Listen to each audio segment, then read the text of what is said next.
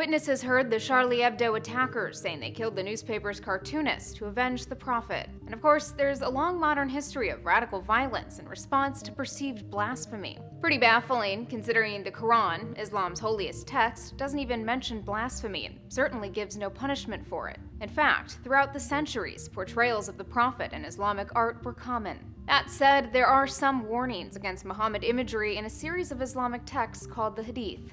The thinking is, even respectful images of the prophet could lead to idolatry.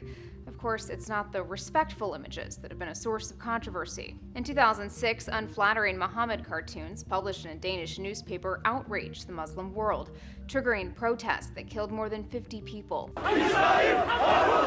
Similar protests erupted in 2012, that time over the low-budget anti-Islam film Innocence of Muslims. There's a reason why Muslims, perhaps more so than followers of other faiths, take offense to depictions of their religious figures, and it isn't necessarily about theology. This is how Islamic scholar Reza Aslan explained it after the Danish cartoons were printed nearly a decade ago.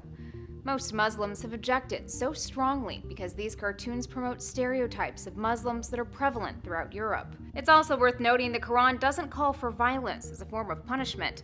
That's something many of the world's Muslim-majority governments have imposed on their own. Blasphemy is a criminal offense in much of the Middle East and North Africa, punishable by death in some countries.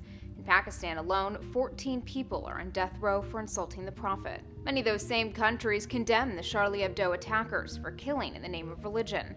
That includes Saudi Arabia, which the day after the attack publicly flogged a blogger for blasphemy. For Newsy, I'm Elizabeth Hagedorn, multiple sources, a broader view.